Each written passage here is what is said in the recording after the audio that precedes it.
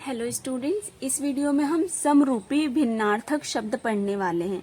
समरूपी मतलब ऐसे शब्द जो सुनने में समान लगते हैं लेकिन उनके अर्थ अलग अलग रहते हैं।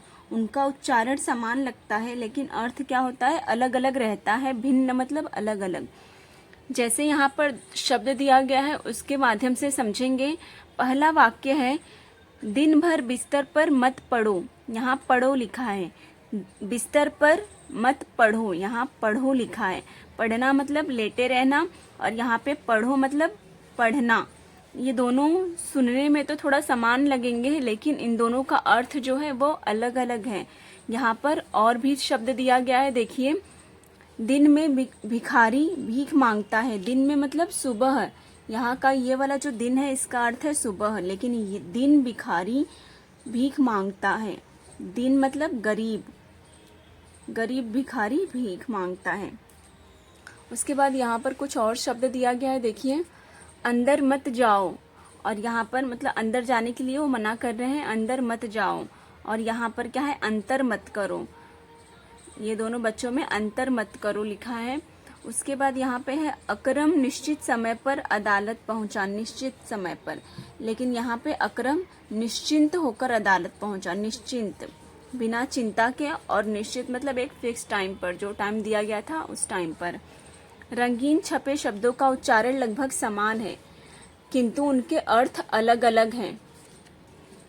ठीक है, यहाँ पे बताया गया है कि ऐसे शब्द जिनका उच्चारण लगभग समान हो किंतु अर्थ अलग अलग हो, मतलब भिन्न हो, उसे समरूपी भिन्नार्थक शब्द कहते हैं। बहुत सारे यहाँ पे शब्द और उसके अर्थ दिए गए हैं, वो हम लोग पढ़ते हैं और याद रखते हैं। यहाँ पर कुछ अन्य समरूपी भिन्नार्थक शब्द दिए गए हैं, वो हम लोग पढ़ते हैं। देखिए, यहाँ पे शब्द है ग्रह। इसका अर्थ है सूर्य का चक्कर लगाने वाला आकाशीय पिंड। गृह इसका अर्थ है घर। बाहर इसका अर्थ है भीतर का विलोम शब्द। विलोम शब्द है भीतर का बाहर या बाहर का भीतर। बाहर का रौनक, दिन का दिवस और एक दिन का दरिद्र। आसमान का आकाश, और यहाँ और एक और असमान का जो एक जैसा न हो या फिर जो एक सा नहीं है उसको असमान। बाग का बगीचा, बाघ का एक जंगली पशु। ठीक है, उसके बाद यहाँ पर दिया है निश्चिंत। निश्चित मतलब पक्का, निश्चिंत मतलब चिंता रहित, चिंता के बिना। धन का रुपया, पैसा, दौलत। घन का बादल, आदि का आरंभ, और ये जो बड़ी की मात्रा है आदि में उसमें आदत।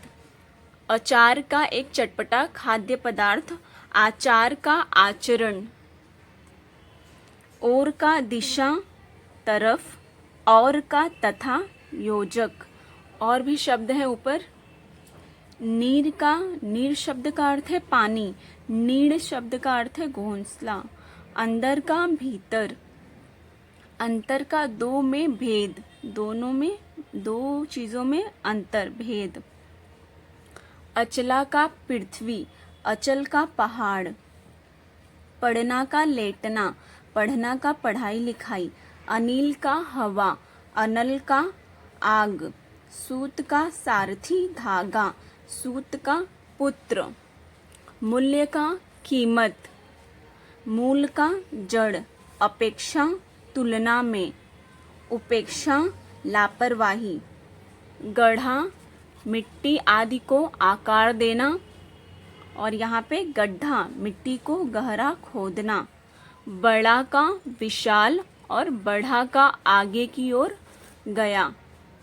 यहाँ पर बताया गया है कि शब्दों का गलत उच्चारण शब्द का अर्थ बदल देता है। गलत उच्चारण से वर्तनी में अशुद्धता अशुद्ध हो जाती है, वर्तनी अशुद्ध हो जाती है। जैसे हम लोग जो बोलते हैं वही लिखते हैं, अगर हम गलत बोलेंगे तो गलत लिखेंगे। इसलिए यहाँ पे बोला गया है कि गलत उच्चारण से वर्तनी में भी अशुद्धियाँ होती है।